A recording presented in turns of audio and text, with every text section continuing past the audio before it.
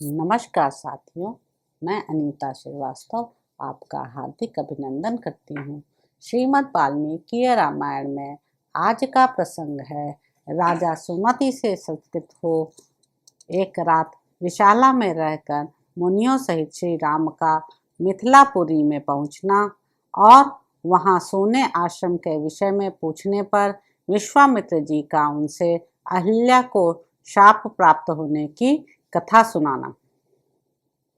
वहां परस्पर समागम के समय एक दूसरे का कुशल मंगल पूछकर बातचीत के अंत में राजा सुमति ने महामुनि विश्वामित्र से कहा, ब्राह्मण, आपका कल्याण हो। ये दोनों कुमार देवताओं के तुल्य पराक्रमी जान पड़ते हैं। इनकी चाल ढाल हाथी और सिंह की गति के समान है।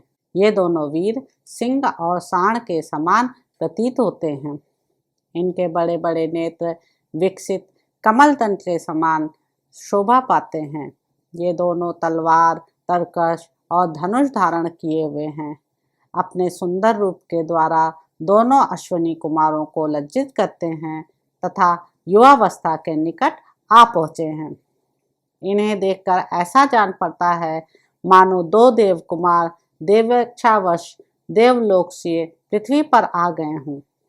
मुने, ये दोनों किसके पुत्र हैं और कैसे किस लिए यहाँ पैदल ही आए हैं? जैसे चंद्रमा और सूर्य आकाश की शोभा बढ़ाते हैं, उसी प्रकार ये दोनों कुमार इस देश को सुशोभित कर रहे हैं। शरीर की ऊंचाई, मनोभाव सूचक संकेत तथा चेष्टा में ये दोनों एक दूसरे के समान हैं। श्रेष्ठ आयुध धारण करने वाले ये दोनों नरश्रेष्ठ वीर इस दुर्गम मार्ग में किस लिए आए हैं, यह मैं यथार्थ रूप से सुनना चाहता हूँ। सुमति का यह वचन सुनकर विश्वामित्र जी ने उन्हें सब वृत्तांत यथार्थ रूप से निवेदन किया। सिद्धाश्रम में निवास और राक्षसों के वध का प्रसंग भी यथावत रूप से कह सुनाया। विश्वामित्र जी की बात सुनकर राजा सुमति को बड़ा विस्मय हुआ। उन्होंने परम आदरणीय अतिथि के रूप में आए हुए उन दोनों महाबली दशरथ पुत्रों का विधि पूर्वक आतिथ्य सत्कार किया। सुमति से उत्तम आदर सत्कार पाकर वे दोनों रघुवंशी कुमार वहां एक रात रहे और सवेरे उठकर मिथिला की ओर चल दिए। मिथिला में पहुंचकर जनकपुरी की सुंदर शोभा देख सभी महर्षि साधु साधु कहकर उनकी भूरी भूरी प्रशंसा करने लगे। मिथिला के उपवन में एक पुराना आश्रम था जो अत्यंत रमणीय होकर भी सुनसान दिखाई देता था। उसे देखकर श्री रामचंद्र जी ने मुनिवर विश्वामित्र जी से पूछा, भगवान, यह कैसा स्थान है जो देखने में तो आश्रम जैसा है, किंतु एक भी मुनि यहाँ दृष्टिगोचर नहीं होते हैं। मैं यह सुनना चाहता हूँ कि पहले यह आश्रम किसका था। श्री रामचंद्र जी का यह प्रश्न सुनकर प्रवचन कुशल महातेजस्वी महामुनि विश्वामित्र ने इस प्रकार उत्तर दिया, रघुनंदन, पूर्व काल में यह जिस महात्मा का आश्रम था और जिन्होंने क्रोधपूर्वक इसे शाप दे दिया था, उनका तथा उनके इस आश्रम का सब वृत्तांत तुमसे कहता हूँ। तुम यथार्थ रूप से इसको सुनो। नरश्रेष्ठ, पूर्व काल में यह स्थान महात्मा गौतम का आश्रम था। उस समय यह आश्रम बड़ा ही दिव्य जान पड़ता था। देवता भी इसकी पूजा एवं प्रशंसा किया करते थे। महायशस्वी राजपुत्र पूर्व काल में महर्षि गौतम अपनी पत्नी अहल्या के साथ रहकर यहाँ तपस्या करते थे। उन्होंने बहुत वर्षों तक यहाँ तप किया था। एक दिन जब महर्षि गौतम आश्रम पर नहीं थे, उपयुक्त अवसर समझकर शचीपति इंद्र गौतम मुनि का वेश धारण किए वहां आए और अहल्या से इस प्रकार बोले, सदा सावधान रहने वाली सुंदरी, रति की इच्छा रखने वाले प्रार्थी पुरुष ऋतुकाल की प्रतीक्षा नहीं करते हैं। सुंदर कटि प्रदेश वाली सुंदरी, मैं तुम्हारे साथ समागम करना चाहता हूँ। रघुनंदन, महर्षि गौतम का वेश धारण करके आए हुए इंद्र को पहचान कर भी उस दुर्बुद्धि नारी ने, अहो देवराज इंद्र मुझे चाहते हैं इस कौतूहलवश उनके साथ समागम करने का निश्चय करके वह प्रस्ताव स्वीकार कर लिया।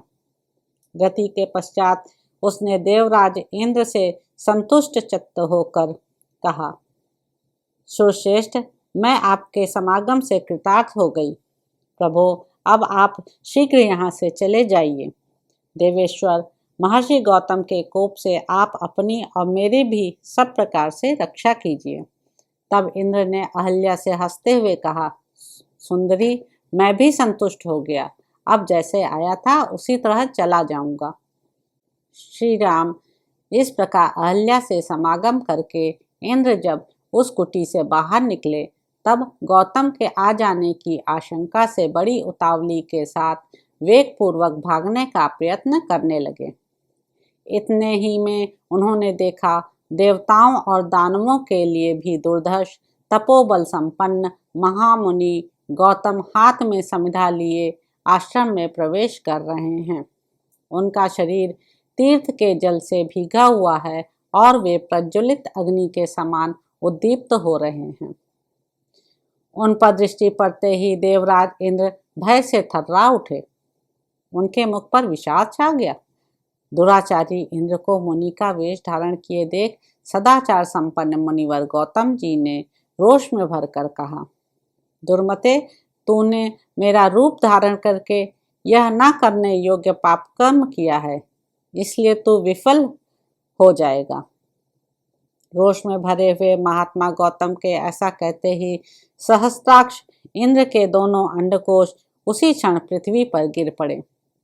इंद्र को इस प्रकार शाप देकर गौतम ने अपनी पत्नी को भी शाप दिया, दुराचारणी, तू भी यहाँ कई हजार वर्षों तक केवल हवा पीकर या उपवास करके कष्ट उठाती हुई राख में पड़ी रहेगी।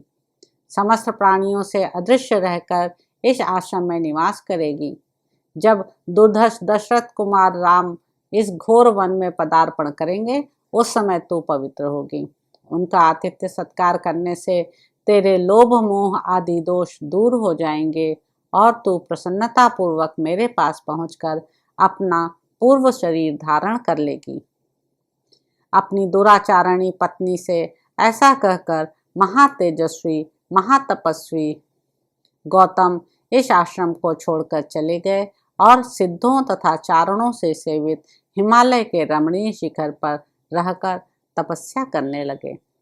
तो इस प्रकार साथियों, बालकांड में निहित 48वां सर्ग यहाँ पर समाप्त होता है।